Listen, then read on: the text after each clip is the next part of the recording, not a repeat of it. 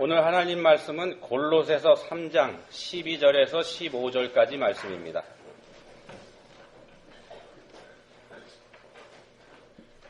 한 목소리로 읽겠습니다.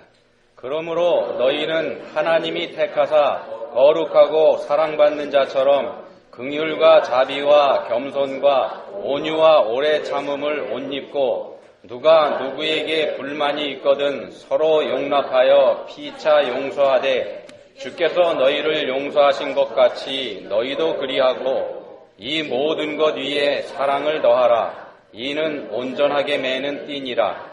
그리스도의 평강이 너희 마음을 주장하게 하라. 너희는 평강을 위하여 한 몸으로 부르심을 받았나니 너희는 또한 감사하는 자가 되라. 아멘. 한국 갤럽에서 여론조사 기관이죠. 한국인들의 종교 실태를 조사해서 발표한 자료가 있습니다. 1984년부터 시작해서 지난해 2014년까지의 자료이기 때문에 지난 30년 동안에 우리 한국 사람들의 종교 생활이 어떻게 변화되었는지 그걸 알 수 있는 자료입니다. 최근의 특징을 한마디로 요약해드리면 종교 인구의 감소와 고령화 이겁니다. 종교 인구의 감소와 고령화. 지난 2004년하고 작년 2014년, 10년 차이죠. 2004년과 2014년 자료를 비교해 보시면은요. 10년 사이에 모든 연령층에서 종교를 가지고 있는 인구의 비율이 줄어들었다는 걸 알 수가 있습니다. 특히 20대와 30대의 젊은 층에서 종교를 가지고 있는 사람의 비율이 현저하게 줄어든 것이 눈에 띄입니다. 2004년 조사에서 종교를 가지고 있던 20대가 45%였습니다만 작년 조사에서는 31%로 떨어졌고요. 30대도 49%에서 38%로 주저앉았습니다. 2004년 조사 때의 20대가 2014년 조사 때에는 30대가 됐다는 점을 고려하면은요. 그 연령대에서 종교를 가지고 있는 사람의 비율이 45%였던 것이 38%로 내려앉았기 때문에 새롭게 종교를 가진 사람보다 가지고 있던 종교를 버린 사람이 더 많았다는 걸 우리가 알 수 있습니다. 종교가 사람들에게 호감을 주지 못했고 희망을 주지 못했기 때문이라는 걸 쉽게 알 수 있겠습니다. 종교를 가지고 있지 않는 사람들, 그러니까 비종교인이죠. 무종교인 사람들이 각 종교에 가지고 있는 호감도 이것도 함께 조사를 했습니다. 10년 전인 2004년에 조사하고 비교해 보면은요. 2004년하고 2014년을 비교하는 겁니다. 천주교에 대해서 호감도를 가지고 있는 사람들은 17%였었는데 18%로 늘어났습니다. 근데 반면에 불교는 10년 동안에 37%였던 사람들이 25%만 호감을 가질 정도로 줄어들어 버렸습니다. 우리 기독교는 어떠냐 하면은요. 2014년에는 우리 기독교에 대해서 호감을 가지고 있는 사람들이 12%였습니다. 근데 작년에 조사하니까 10%로 내려앉았습니다. 기독교에 대한 호감도가 10년 전이나 작년이나 변함없이 꼴찌입니다. 또 이 비종교인들, 종교를 가지고 있지 않은 사람들한테 호감이 가는 종교가 없다는 응답도 하게 했는데 이런 사람들이 2004년에는 33%였었는데 작년에는 46%로 늘어났습니다. 왜 이런 현상이 생길까요? 사람들, 특히 젊은이들은 왜 종교에 등을 돌리고 있을까요? 그리고 왜 우리 기독교가 호감을 얻지 못할까요? 어렵지 않게 생각해 볼 수 있습니다. 매스컴을 타고 나가는 종교 관련 뉴스들을 보면은요. 특히 기독교 관련 뉴스들은 기독교가 우리 사회에 희망이 되기보다는 우리 사회에 부담을 주는 존재라는 인식을 갖게 합니다. 우리 기독교가 사회의 본이 되기보다는 사회에서 도태되어야 할, 없어져야 할 집단으로 인식할 만한 것들이 오히려 더 많습니다. 이것은 우리 기독교인들이 성경에서 가르치는 대로 이 세상의 빛과 소금으로서의 삶을 제대로 살지 않은 것에 그 이유가 있습니다. 오늘 우리가 살펴본 본문 말씀 골로새서 3장 12절에서 15절 말씀에서는 우리 기독교인들이 어떻게 하면 우리 사회에 소망을 주고 세상의 빛과 소금이 될 수 있는지 이걸 가르쳐주고 있습니다. 본문을 살펴보면서 우리가 기독교인으로서 어떤 삶을 살아야 하는지 알아보도록 하겠습니다. 우리 기독교인들이 어떤 사람들인지부터 알 필요가 있는데요. 본문 12절에서 이렇게 말씀합니다. 너희는 하나님이 택하사 거룩하고 사랑받는 자. 이렇게 기독교인들을 정의합니다. 너희는 하나님이 택하사 거룩하고 사랑받는 자. 우리는 하나님께서 택하신 사람들입니다.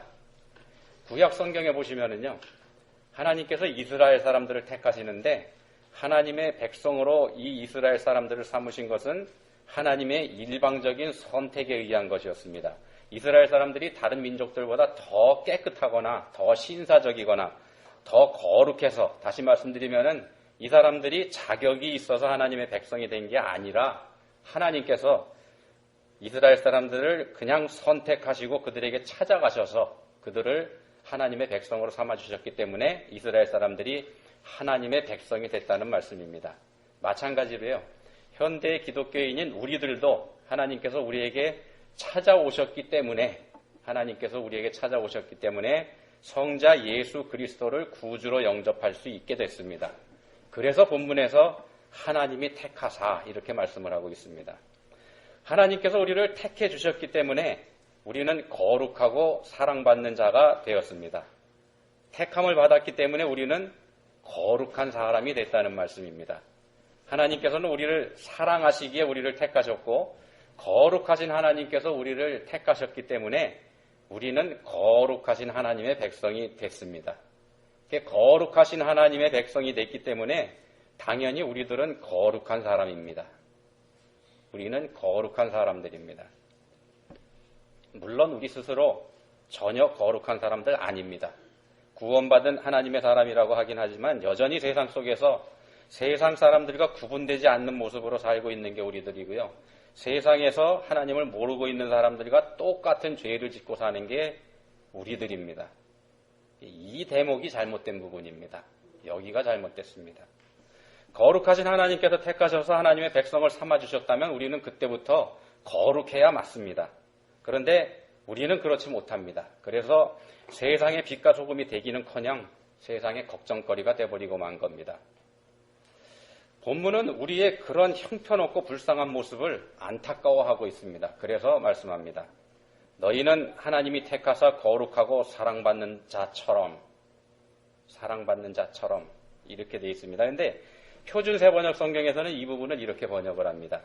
여러분은 하나님의 택하심을 받은 거룩하고 사랑받는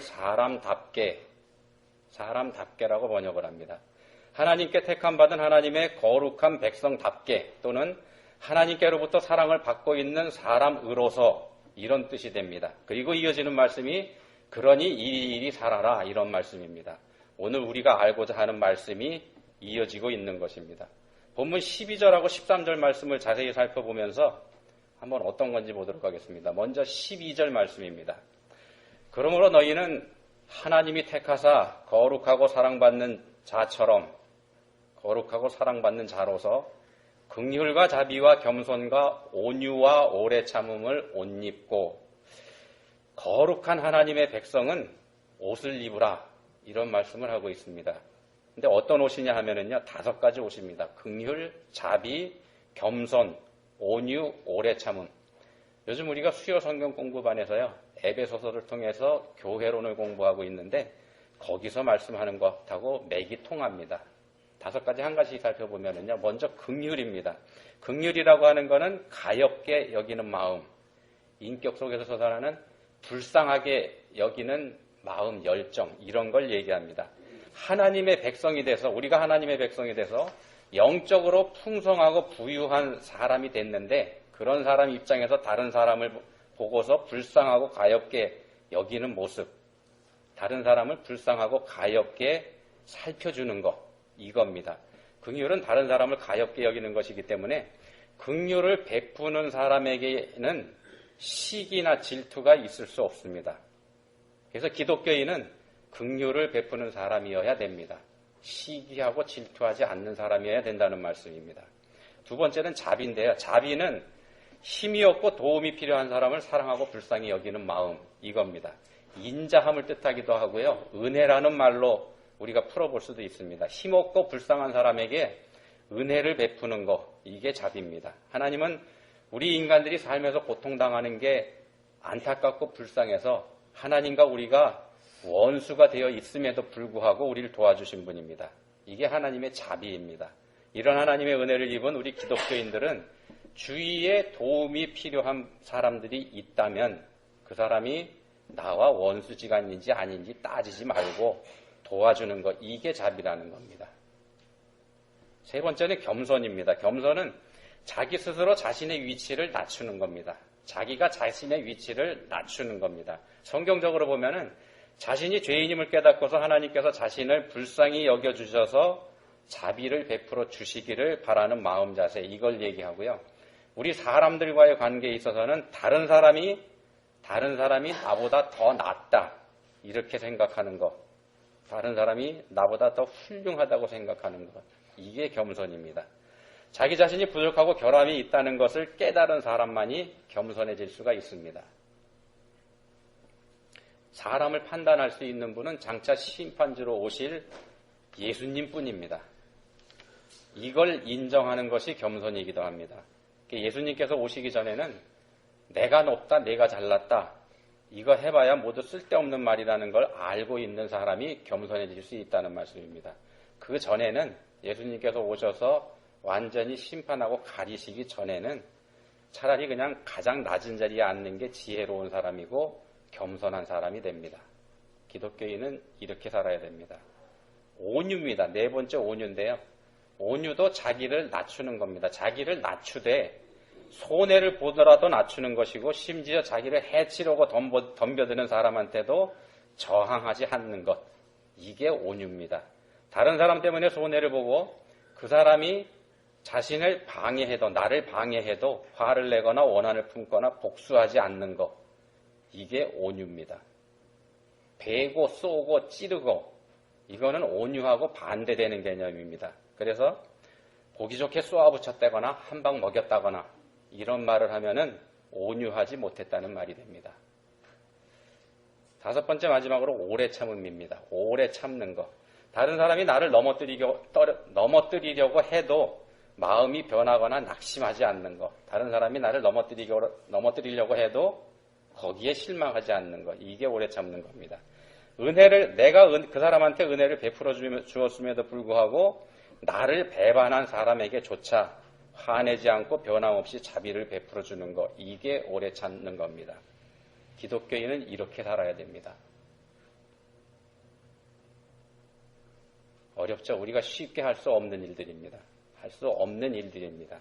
그래서 우리가 아예 포기해버리고 시도해보려고 생각조차 하지 않고, 그래서 세상 사람들과 똑같이 살다 보니까 오늘날 기독교가 이렇게 천덕꾸러기가 돼버렸습니다.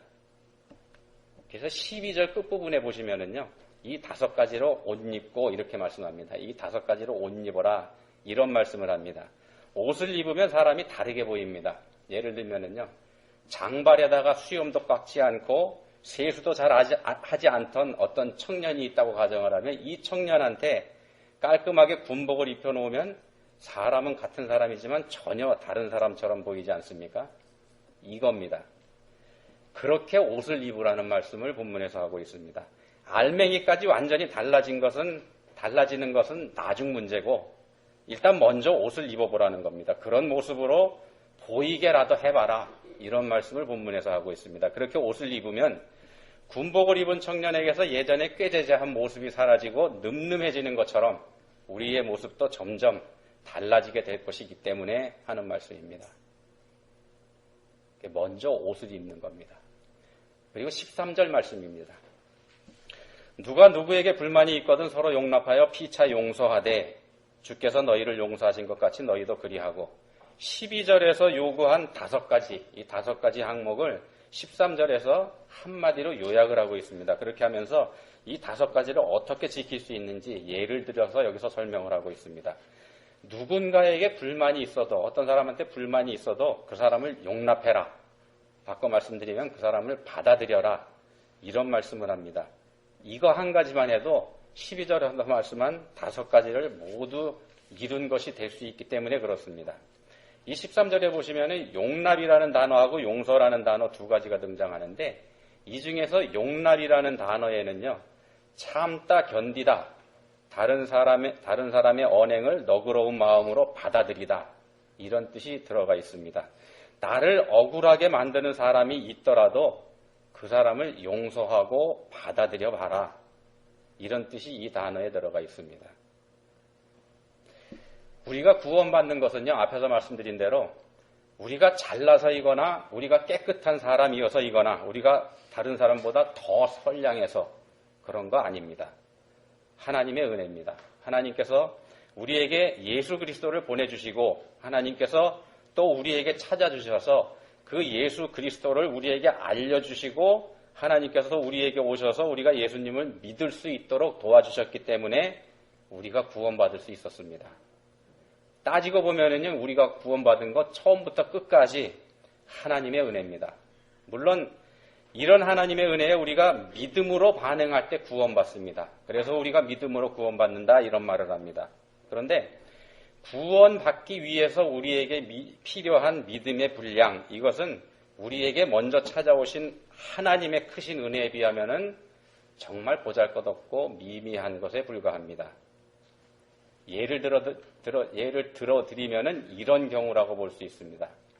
어린아이가 자신이 자라서 어른이 된 거, 어린아이가 자라서 어른이 된 거, 이것을 자기 자신의 공로라고 할 수 없죠. 그거하고 비교해 볼 수 있습니다. 어린아이에게 먹을 음식을 주고, 옷을 주고, 집을 제공해 주고, 모든 것을 제공해 주는 사람은 그 아이의 부모입니다. 부모가 사랑과 은혜로 아이를 양육해서 이 아이가 자라서 어른이 되도록 했습니다. 그런데요, 이 아이가 다 자라서 어른이 되었는데 뭐라고 하는가 하면은요, 우리 부모가 나한테 밥을 줬어도 내가 그 밥 안 먹었으면 나 굶어 죽었다. 그럼 내가 잘할 수 있는 거 누구 공이냐? 내 공 아니냐? 이렇게 얘기하고요. 또 부모가 나한테 옷을 줬어도 내가 그 옷을 아침마다 챙겨 입지 않았으면은 겨울에 추운 겨울에 나 얼어 죽었을 거 아니야. 그래서 그 옷을 챙겨 입은 건 내 공로다. 내 공로로 내가 이렇게 컸다. 이렇게 얘기한다 그러면은 말이 안 되지 않습니까? 하나님의 은혜 앞에서 우리의 믿음을 우리의 공로로 내세울 수 없는 게 이거하고 똑같습니다. 하나님께서 베풀어 주신 은혜가 우리가 가지고 있는 믿음에 비해서 월등하다는 말씀입니다.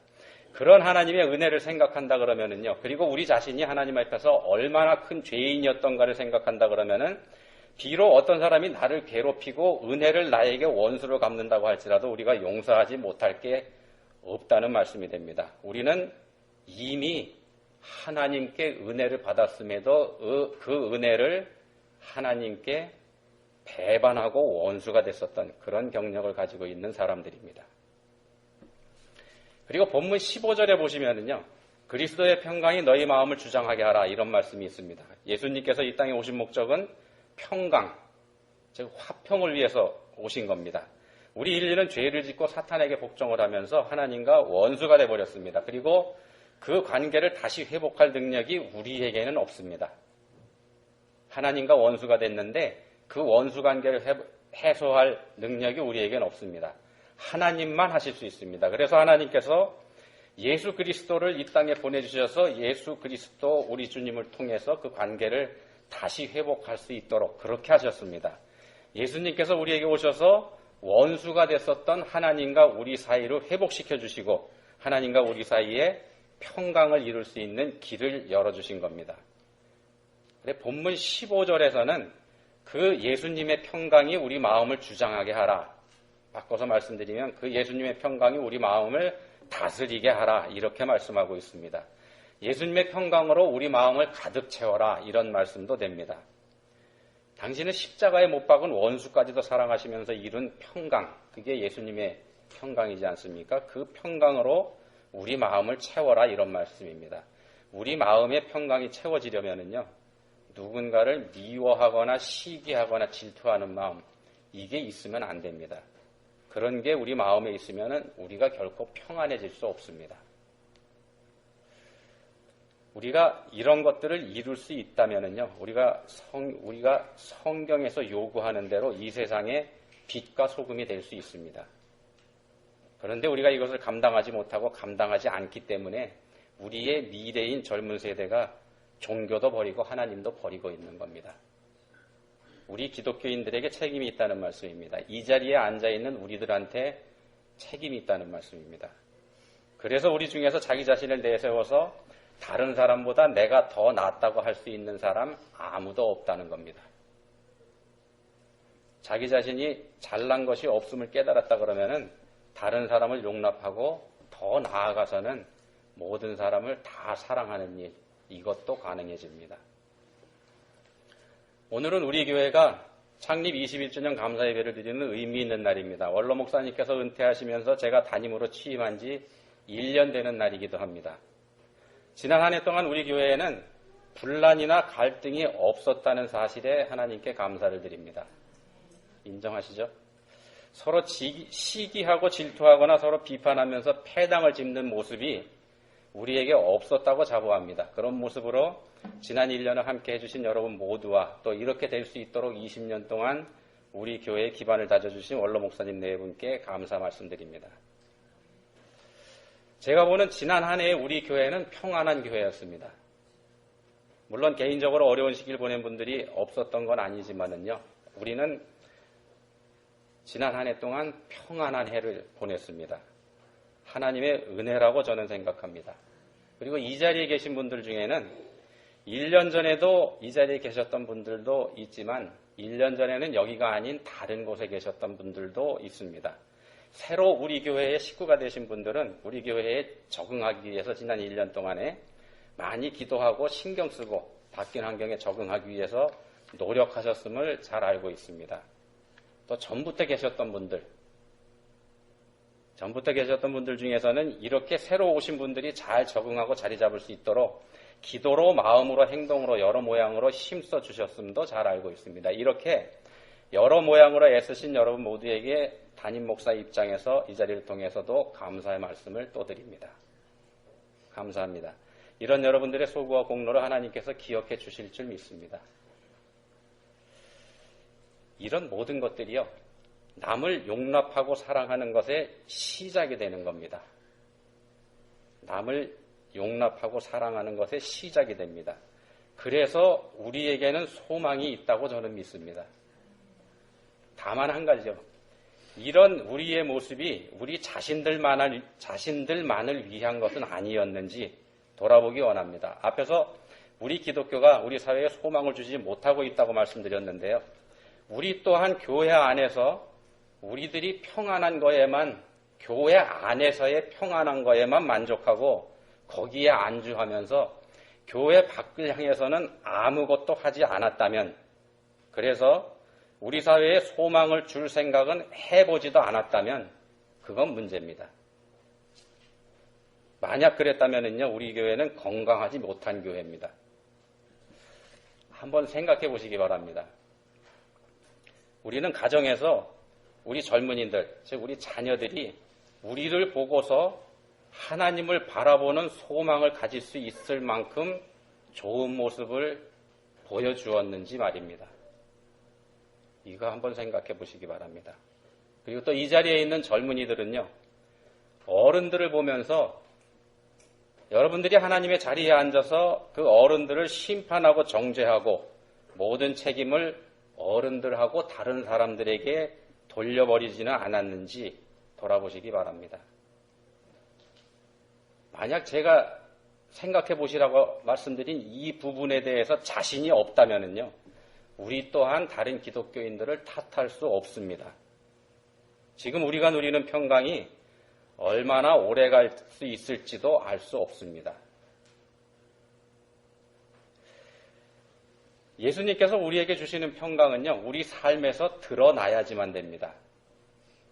교회에서도 드러나야 되고 가정에서도 또한 드러나야 됩니다. 그렇게 될 때 우리의 화평이, 우리가 누리는 그 평강이 담을 넘어서 이웃으로, 사회로 퍼져나갈 수 있게 됩니다.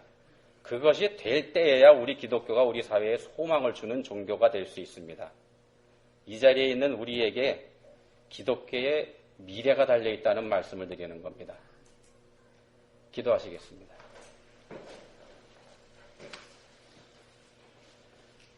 하나님 아버지, 저희 교회를 지켜주셔서 오늘 이렇게 창립 21주년 감사 예배를 드리게 해주셨습니다. 이 자리에 있는 저희 모두가 그리고 저희 교회와 여러 모양으로 함께하는 모든 주님의 자녀들이 하나님의 은혜 안에 있음을 고백하고 감사드립니다. 이제는 저희들 모두가 하나님께서 베풀어 주신 은혜에 감사하면서 저희의 삶에 사랑과 겸손의 옷을 입혀서 우리 예수님께서 주신 평강을 지켜나갈 수 있도록 도와주십시오. 예수님 이름으로 기도합니다. 아멘.